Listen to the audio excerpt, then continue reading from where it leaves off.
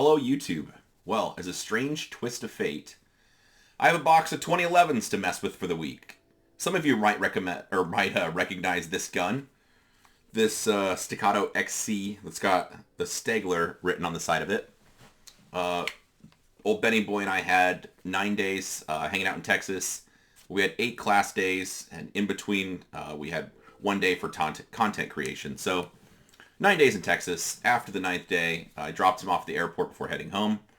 It was a little bit close on the flight times. There was time, but I was like, hey, if you don't want to mess around with TSA and checking guns, just leave him with me, and I'm going to see him in another 4 days anyway. We've got more classes, so I was like, hey, I'll just babysit him for the week if you want. And he had the good idea. It's like, hey, you should just shoot the crap out of my gun since you have him for the week, which I thought was a good idea. So anyway, today I'm just getting back from the range, shooting all of the 2011's, and I want to talk through them all. So just observations, what I think, and I've never owned a 2011 pistol. I've shot them a bunch, but never actually owned one. So anyway, I just want to kind of talk through my observations, what I thought, and if I think you should buy one or not.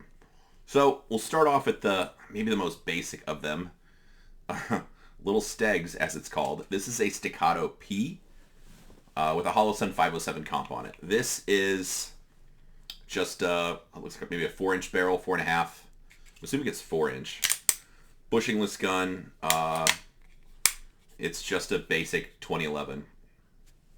For trigger pull, this one doesn't have anything special, so it feels 4 to 5 pounds, something like that. I'll call it 4.5 pounds. It's a crisp trigger, but it's not super light or anything crazy. It just feels like a basic 2011. And in shooting this next to my steel frame Walther PDP, honestly, they shot the same. The triggers are, maybe the Walther has a lighter trigger, maybe it's closer to 4. But as far as recoil, impulse, all that stuff, this is a non-compensated pistol, they felt the same. So if you're a 2011 person, I mean, this gun makes sense, but otherwise, I don't know that I would be necessarily, this would not be on my wish list just because it's a 2011, so I get to mess with maybe parts that have to be hand fit, to deal with manipulating the safety after you draw the pistol, and the triggers, I mean, it's fine because there's not much travel on it, but it's, my Walthers have just as good a triggers, or whatever gun you like, CZs, so I don't know. This gun doesn't really trip my trigger, as they say. It's fine, but I only shot a few mags through it. I was like, something else. This one, the XC, is the one I think Ben's put the most rounds on. He shot it quite a bit. This one I shot a fair bit. So it's a comped pistol, a single port comp, which maybe in a later video I'll compare it to the dual port comp Walther PDP, Parker Mountain machine. But anyway, this gun shoots soft. I won't get it exactly right, but from the factory, I know Ben put a little bit heavier recoil spring in it to change the recoil impulse. This gun shoots very soft, and I can stack shots with it, even at distance. The one thing I notice is it just feels kind of slushy when it recoils. It doesn't feel as directive in recoil impulse coming back on the target. It just feels soft. Maybe numb is a way you could say it. It's I like it. It's fine. It's just not super, it's not harsh at all. It's just kind of a soft, slushy gun. I think if I had this gun, I'd be changing the recoil spring and probably putting a heavier one in it. I think it's a 10 or an 11, but I'm not positive. The one thing I'll say about the Staccatos is just the frame. I really like this polymer, just Staccato 2011 frame. It gives me enough traction that with a little bit of grip enhancer, pro grip, whatever brand you like, I can get a firm purchase of the grip and it doesn't move in my hand. But it's not sharp, so it doesn't cut me up at all. And I'm a big fan. So you can see where the trigger guard is. It's kind of undercut just a little bit here. Smooth there, and then the rest of this just has, I don't know, it's not skateboard tape, but just kind of a little bit rougher finish. You can see old Benny Boy's missing a grip screw also. What do you do? So anyway, this gun it does shoot itself in a way that's very similar to this Parker Mountain Walther PDP. What I find with this gun is shooting it, I just hold it neutral. So, oh, sorry, to back up. So with the Staccato P, I shot that in the same way that I would shoot a steel frame Walther. The gun recoils. You have to put just a little bit into it to return it back to the target, but it just feels the same as a steel frame Walther or a CZ Shadow 2 or whatever, fill in the blank, just something like that. A metal framed gun with a 4 or 5 pound trigger. Pretty fine. With this gun, the thing I noticed, which is also, again, like the Parker Mountain gun, is I don't want to do anything to return the gun. I want to just hold it neutral and just let the sight return to where I'm going. So not trying to push down into the gun or influence it at all. In fact, don't do anything. Just hold it as still as I can. Work on just pressing the trigger without having any other part of my hand flex. Don't try to push down or return the gun. Nothing like that. Just hold the gun still and just press the trigger without having any other part of my hand flex or move. Some people like doing like nonsense where it's like pinky pressure or like the middle 2 fingers clamp down and then the top 2 fingers. So your ring finger and pinky clamp down on the gun, but your top 2 fingers, so your trigger finger and your index or your middle finger are more relaxed on the gun. I just can't do any of that stuff. So for me, I just hold the gun firm enough that it doesn't move around in my hand, but I'm not crushing it all on it. My fingertips don't turn white, and it's relaxed enough that I could actually lift my middle finger off the gun. That's the amount of tension I got. So with doing that, and then clamping down with my support hand, all I was doing was just press the trigger without influencing it all, try not to have the muzzle move if I'm doing it in dry fire, and like I said, don't do anything. Just hold the gun still and shoot it flat. And other than it being just a tick slushy, this gun shoots great. Again, if it was my gun, I think I'd put a little bit heavier recoil spring in it to change it. Because all those little things, it just changes the timing of it. And it just feels like this gun's a little bit slower to return. And I don't think that's necessarily the gun. It could be the way it's sprung. I'm not a gunsmith at all, but there's a mainspring that goes down here, which is affecting your trigger pull and how heavy the hammer is to cock. Then when the gun goes off, so you've got pulling this, somebody's going to correct me in the comments, I know, but at a high level, then once you press the trigger, the hammer goes down. You've got 2 different springs you're fighting. So you've got a recoil spring, which is one spring you have to fight to move the slide, and then you've also got to have the hammer spring is going to have resistance enough, so that's part of that initial push to unlock the gun. And so anyway, the heavier or lighter the hammer spring is, that's going to change the impulse of it, and then changing the recoil spring also. I wouldn't mess around with the hammer spring at all because I wouldn't want to mess with the ignition, but I think changing the recoil spring would change the way the gun behaves a bit. Overall, this trigger feels like, I should have put a weight on it or a gauge, but 3.5, something like that. It's not crazy light, but it's perfect. It's I don't like super light triggers, so the gun feels responsive as far as the trigger goes. It's just a tick mushy, but otherwise the gun shoots great. I had fun shooting it, and I'll stop saying it, but there'll be a Walther video coming up because they're pretty comparable in a lot of ways.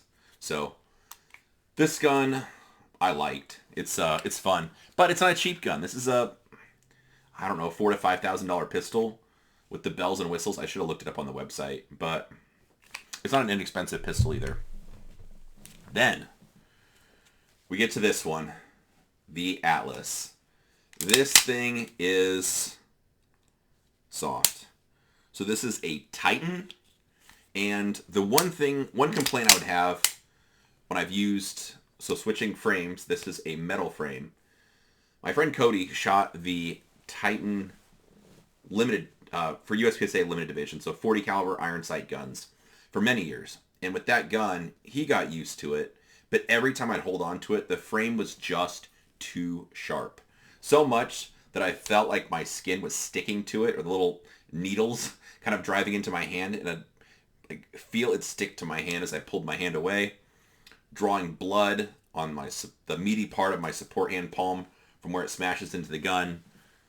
The gun shot soft, but it's too aggressive for me. I didn't like that much stuff. So one thing I like about this, Ben apparently stipulated specifically to grind those down or to sand it down to have the texture not so aggressive. This is just about right. It's It's more than skateboard tape, but it's not going to make my hands bleed. I don't think, if I train with it for quite a bit. I like it. Now, the real plot twist is, I think I like the polymer grip on the Staccato better. Just because it's going to be easier on my hands, the bunch of training. I like the little bit of undercut right here where my middle finger sits. It's checkered in the part where the meaty part of my palm is going to hit. So while I do like this, and for a competition style gun for USPSA, like a limited optics gun, this gun makes sense in this configuration. And the steel, of course, is going to add a little bit of weight to it and stuff. But I don't know. I think I might prefer the polymer frame on the Staccato. The other thing that's kind of interesting, which I think is probably related to the frame, and this is going to be a nuanced lefty thing that most people don't care about. With a lot of guns, the way the paddles are set up for safeties, so it's a ambi safety, and there's a longer and a shorter side of the paddle. The way it all interfaces with the grip frame, there's a lot of guns that you end up getting a pinch, specifically for left-handed people. So if you're looking at the back of the gun on the left side, again, I think it's the way the paddles are set up or interfaced or not blended or whatever. But with this gun, if I grip the gun hard, all the way up, even more harder than I would normally, and I click on or off the thumb safety, I don't get pinched at all, which is super nice. Again, it's probably just the way, maybe it's blended, maybe it's a recess thing for the back of the grip, or who knows, whatever magic they put into it. But that gun, I don't get pinched at all. This gun, the Atlas, I get pinched on every time. Some it's more than others. I pulled my hand back, just clicking off the safety because I already knew it was coming. But with this one, when I put my thumb, I grip the gun high, all the way like that. When I click off my safety, I get just a little bit of you can actually see the little mark. It already went away. But it'd be like right in there from where I'm able to get enough meaty part of my hand down in here, and it gets pinched, and it's kind of uncomfortable. So I'm sure with a little bit of Dremel work, I could get that thing knocked off. But with this gun anyway, it's slightly annoying. So I would just start with this gun, low ready, thumb safety off for the purposes of messing around today. Because every time I click off that safety, I want to just shift my hand a little bit because I know I'm about to get pinched. But that's a nuanced thing. The other thing that's maybe interesting about the grip, this has a pinned grip safety, or it's non-moving. So it just feels smooth back there. Whereas the Staccatos have the grip safety. You have to depress before the trigger goes off. I don't know that necessarily matters that much. It was just an observation. And I don't actually mind them one way or the other. If anything, maybe having the grip safety in this little like bump. So if you could see when the grip safety is depressed, now we're getting into autism. But when it's depressed, you can see there's a little bump on the back half of it. I'm just used to feeling that part hit my hand. And I don't know, I like the way the Staccato grip feels in my hand. Again, the undercut here on the trigger guard, the smooth front, that little bump from the beaver tail, all of it. It's got a curved trigger, whatever. It just feels good in the hand. The safety doesn't bite me at all.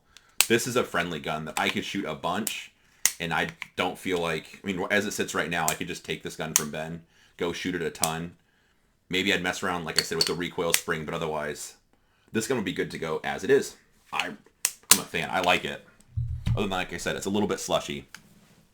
But the one thing that the Atlas does have in common, again, this is a Titan, RDS is the model, is just the fit and finish. And you can, I don't know if you're going to be able to see it or tell from just me the way the slide moves watching on a video, or if you can hear it.